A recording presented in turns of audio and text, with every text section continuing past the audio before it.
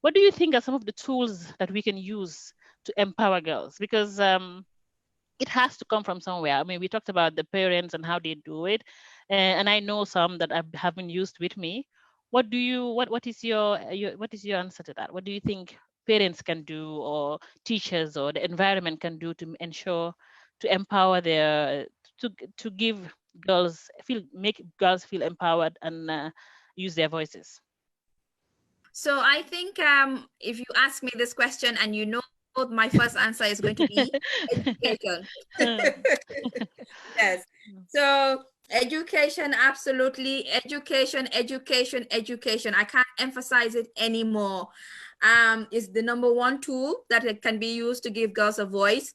If these girls were not educated, they wouldn't be sitting here right now expressing their views so confidently, you know, and in such a mature level. So parents, society, government, everyone has a responsibility to ensure that every girl child is education. Because to me, a girl that is educated, you know, have a voice, can speak up for themselves, know where to go and ask for help, know what and what shouldn't happen to their body, you know, have the right to choose what they want to do in the future, and all these things. And if you give them that platform, you've already given them the voice. This is going to be something that is going to be systematic. It's going to be a change that they're going to take on to the next level, to the next level, to the next level. In that way, we're just, from the education one girl, we can erase all those cultural practices, cultural norms that are harmful to them, to their health and their well-being. So to me, education is the number one tool that can give a girl a voice and empower them for life, and just opens the world to them.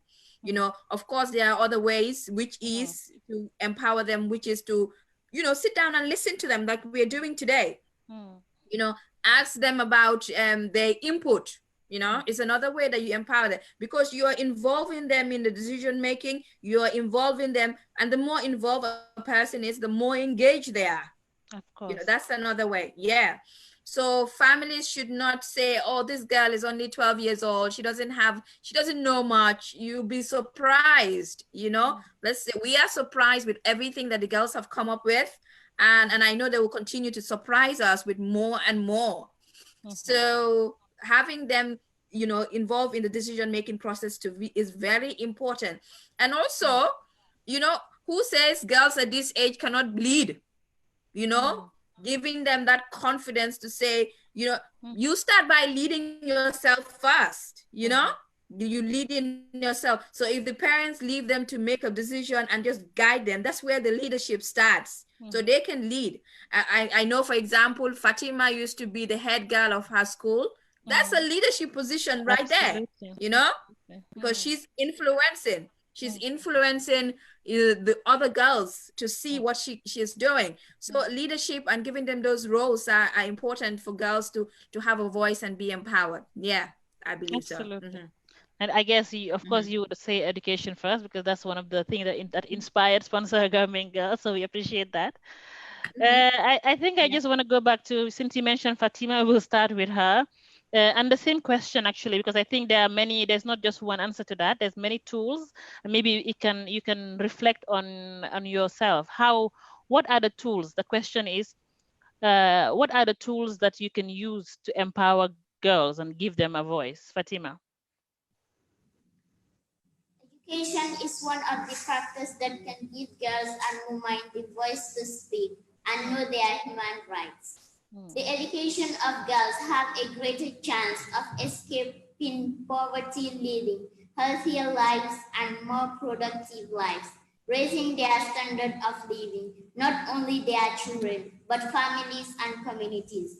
Educated girls and women are less likely to be victims of domestic and sexual violence or child marriages, as they know their rights. Education has helped many girls and women to become leaders in different sectors. Example like ministers, lawyers, doctors, nurses, and even presidents, etc. Absolutely. Beautiful, Yes. Fatima. How about you, Lena? What do you think are the tools that can be used to empower girls? One is education. Two is teach her that her voice matters. Give her the opportunity to use her voice. Encourage her to think critically when she sees conflicting messages. Show her the power of an unfired voice. So that basically is referring to the parent. That's absolutely true. How about did you hear what Lena said? She said to allow girls to think critically. Critically meaning you just don't go with what people say. No? Absolutely. Question. Yeah. Exactly. That is true. What do you have to add to that, Umi? What other tools have you recognized have been used either by someone you know or close to empower you or another girl? Definitely, just like Auntie Anita said, an educated woman is an empowered woman. Education lets girls be aware of their voices and how to use their voice. Unfortunately, those who are not educated are the ones who are less privileged because they do not know how to put their ideas into action. And the girl question can also build up her confidence as she is growing up. And don't only ask her question, give her the opportunity to think and answer to the questions. I believe using those methods and even more, girls can develop the courage to speak up in both public and private areas. Absolutely, that is true. I mean, it's important to have conversations. I know parents are busy nowadays, and everyone else is. There's a lot to do with modern life, but it's good to have conversations, and it's not just parents, aunties, uncles, families, teachers. Discuss, talk to girls, and listen to them, and give them the confidence. I really like that. How about you, Elizabeth? Well, as Auntie Anita said, education is the number one. And teaching her that her voice matters, helping her build her skills, showing her the power of a unified voice, and by encouraging girls to work in small groups and using a mix of learning styles and activities such as role play, sketches, and games. Girls and young women can take ownership of their lives and develop leadership and skills. So you're basically saying, Elizabeth, can you come to the next level? We are not seeing your face. Come down to the next level. Come down there, yes.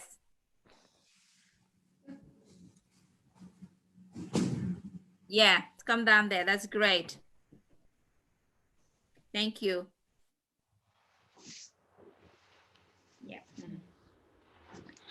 I especially like that because in the end she actually mentioned something that to me sounded like peer, what do you call that, peer encouragement or peer motivation, having girls, putting them in small groups, having them motivate each other, empower each other. And I think that's beautiful because I mean people of the same age have much more in common than people with a bigger age gap. So talking to each other and sharing experience will give you confidence, because if you're thinking you're sitting alone and experiencing something, you think, oh, I'm the only one going through it. And then you get to speak to someone who understands and speak the same language, and suddenly you're like, wow, it's not only me. And then you can talk about it, exchange ideas, and even feel stronger about it. So I really like that that answer.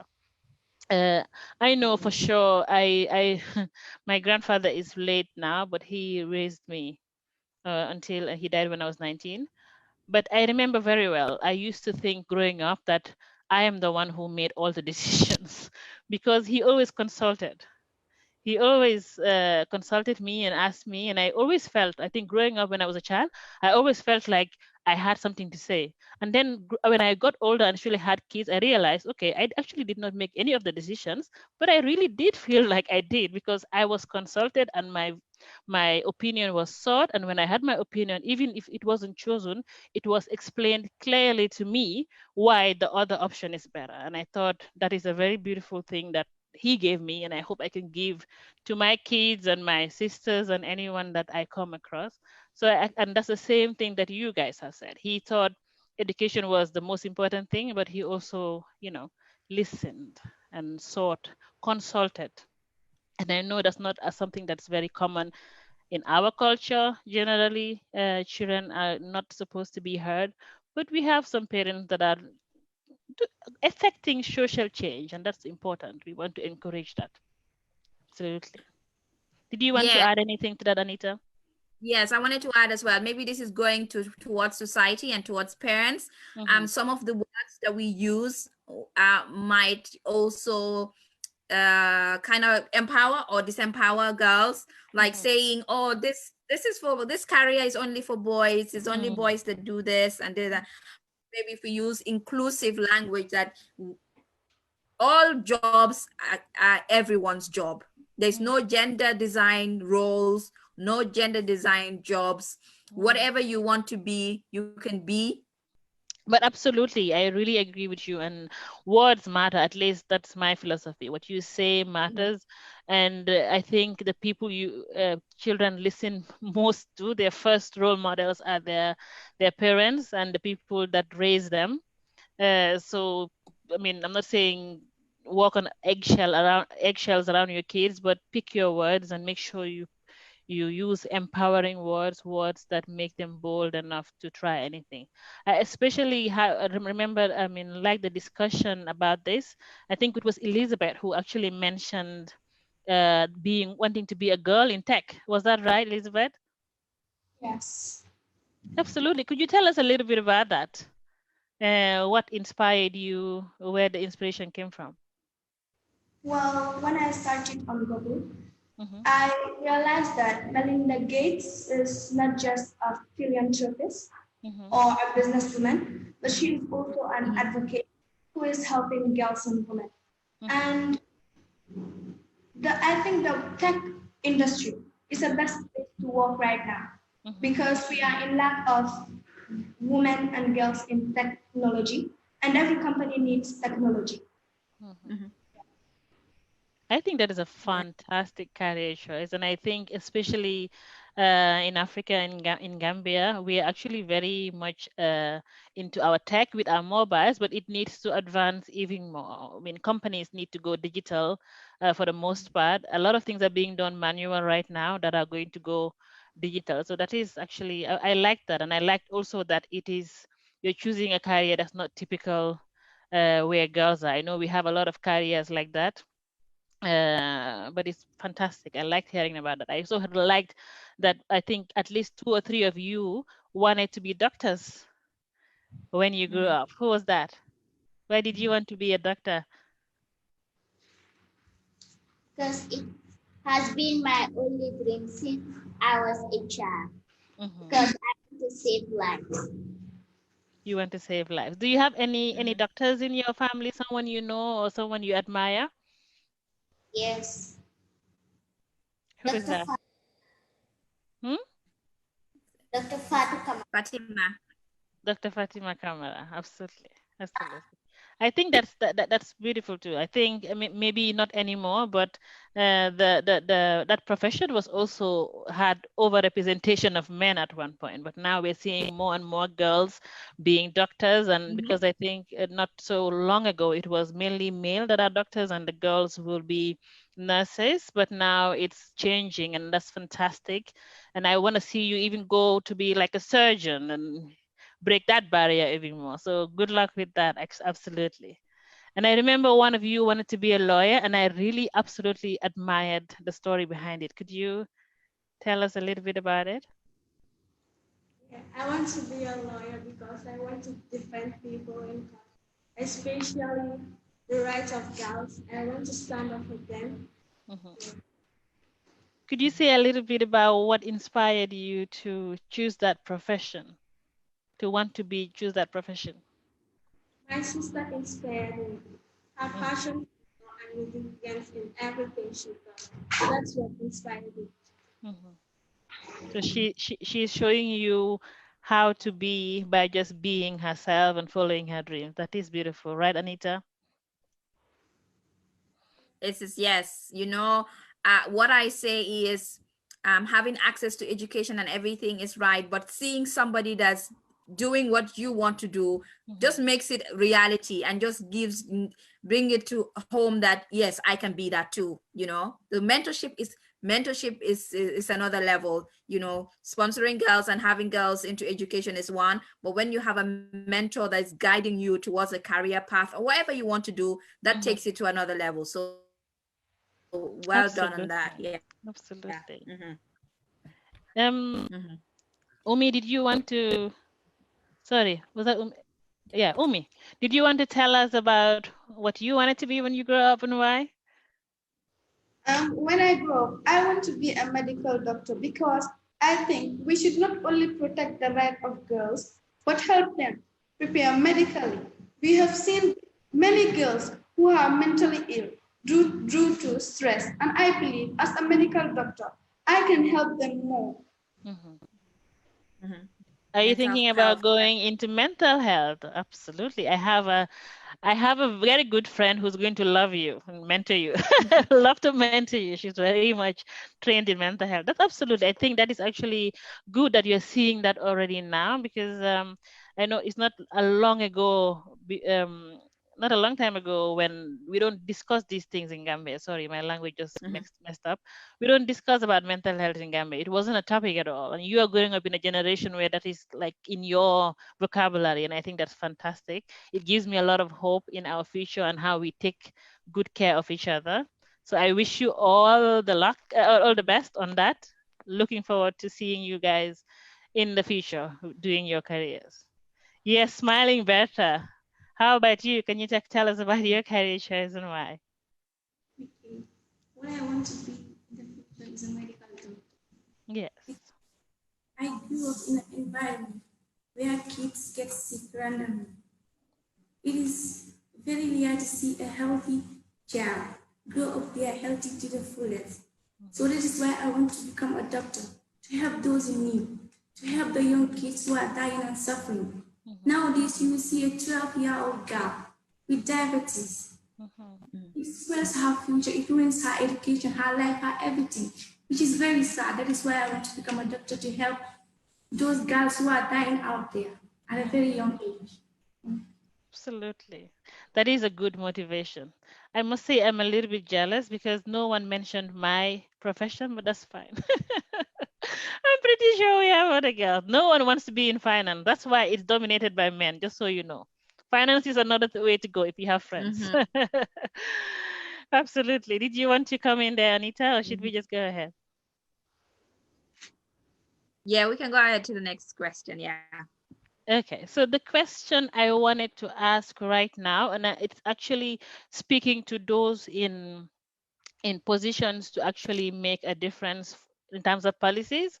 What do you think they can do to improve women empowerment? What can they do to make sure in the long term, short term, what can be done? If you had to advise someone in government, in a position in the Ministry of Education or anywhere, what would you advise them to do to empower women and girls better?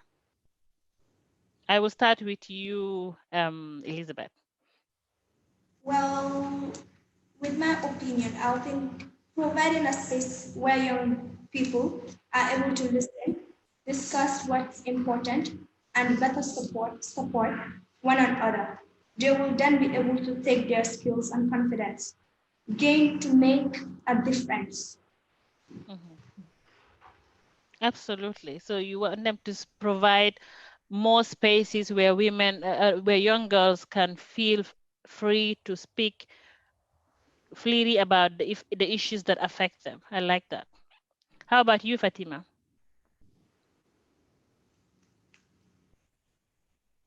I'll advise them to make sure that TV forums on TV, like URTS, QTV, regarding girls' empowerment, our equal futures. This can be only achieved if our voices are heard. Absolutely. How about you, Umi? I think once girls are growing up, they should give them career orientations where they will tell them more about the jobs they're going into, because sometimes girls do not always know what they really want. So by teaching them the different jobs and different sectors and how to go about it, they would know more what to do, because so many people are educated and still do not get the opportunity to have a job. Maybe if they give career orientations, girls will understand more. When they are growing up, they can know the job they would want to take in the future. That is absolutely true. Because, I mean, if you don't have exposure to what the different careers are, you probably just end up with the ones that are most popular, the ones you hear about. But if you know about a broad range of career opportunities, it will be easier. And you can even check, okay, I'm good in this. I'm really good in mathematics. Maybe I should go into tech. I didn't know that it was possible to go into tech. So I think that's absolutely very good. I hope the people that are in the power to make change are listening. Lena, did you have anything to add to that? They should ensure that there is gender equality in education. Boys and girls should have the same level of education. Girls should not be discouraged or denied access to education, especially in rural areas where most of the girls are not allowed to go to school because of the belief that they will get married. Sometimes that leads to child marriage, and government should create incentives for girls that are not good in school so that they can learn tailoring, catering, and stuff to feed their to get. I like that you mentioned that, because not everyone is gifted academically. Some people are very good with their hands, but they would not, if you sit them down and ask them to read a book, you'll be torturing them. So giving them opportunities to use what God has given them, because I believe that everyone was born with a gift that are good at something. But you can also connect that to what Umi said, giving broad career, giving career orientation, because even trying different crafts and different vocational skills would actually make someone realize, okay, I'm really good at this. I did not know, but you wouldn't know if you haven't tried. So I really like that. These are very good ideas that I hope are being noted. How about you, Berta? I would like to come for ministers to create platforms where girls and women, can speak freely, speak together, speak up, express how they feel. A space where they will be able to communicate with each other, mature people to gain something and learn something from that. They should also build training centers as many as possible, because not all are blessed with intelligence. I mean, not everyone is stupid, but not all are also good at learning. So they should build training centers where they can also show their skills. So where their talent is based on, and be able to improve themselves. I think that's beautiful. I think you guys, you're all into the same idea, that everyone should be given the opportunity to have a career, to be able to what do you call that, take care of themselves in the future, have jobs. And you shouldn't be limited by the fact that you're not good in school, because not everyone has been gifted that way. But if you're not good with the academic school, you can be good with the vocational school where you can use your hands. And that should be actually something that I hope the policy makers are thinking about and listening to.